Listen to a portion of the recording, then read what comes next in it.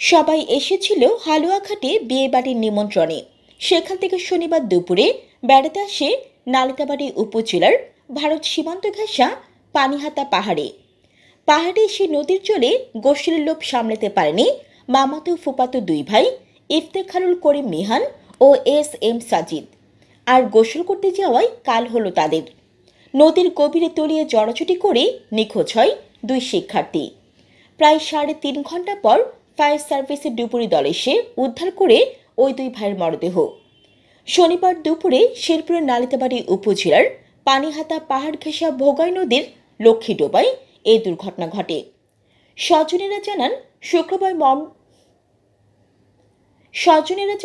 শুক্রবার ময়মনসিংহের হালুয়াঘাটে একটি বিয়ের অনুষ্ঠানে আত্মীয় স্বজন সমবেত হন। শনিবার দুপুরে সেখান থেকে 18 জন মিলে নালিতাবাড়ির পানিহাতা পাহাড়ে বেড়াতে আসেন।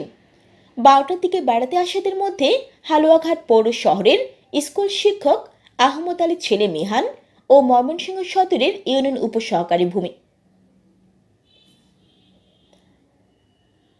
12টার দিকে বেড়াতে আসাদের মধ্যে হালুয়াঘাট পৌর শহরের স্কুল শিক্ষক আহমদ আলীর ছেলে মিহান ও ময়মনসিংহ সদরের ইউনিয়ন উপসহকারী ভূমি কর্মকর্তা হুমায়ুন কবিরের ছেলে সাজিদ পাহাড় ঘেঁষা নদী ভোগাই লক্ষ্মীডোবায় গোসল করতে নামে। এ সময় অসাবধানতাবশত পা পিছলে প্রথমে সাজিদ নদীর গভীরে তলিয়ে যেতে থাকে। তাকে বাঁচাতে মিহান এগিয়ে গেলে জড়াজড়ি করে দুই ভাই নদীর গভীরে তলিয়ে যায়। সাথে আসা তাদের চাচা সোহরাব ভাগ্নে ও ভাতিজাকে বাঁচাতে নদীতে ঝাঁপ দিলেও তিনি নদীতে থাকা পাথরে আঘাত পেয়ে পড়ে যান। ততক্ষণে দুই ভাই নিখোঁজ হয়ে যায়। পরে জামালপুর ফায়ার সার্ভিসের ডুবুরি দলকে খবর পাঠানো হলে বিকেল 3:45টার দিকে নদীর তলদেশ থেকে দুই ভাইয়ের মরদেহ উদ্ধার করা হয়।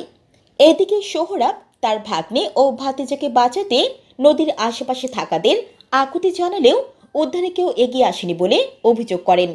জান্নাতুল আফসানা, চ্যানেল বাংলা। বড় ছেলেরা ডাক্তার কাকাইলে আমার সাথে ডুবে গেল, আমি ডুবে গেল।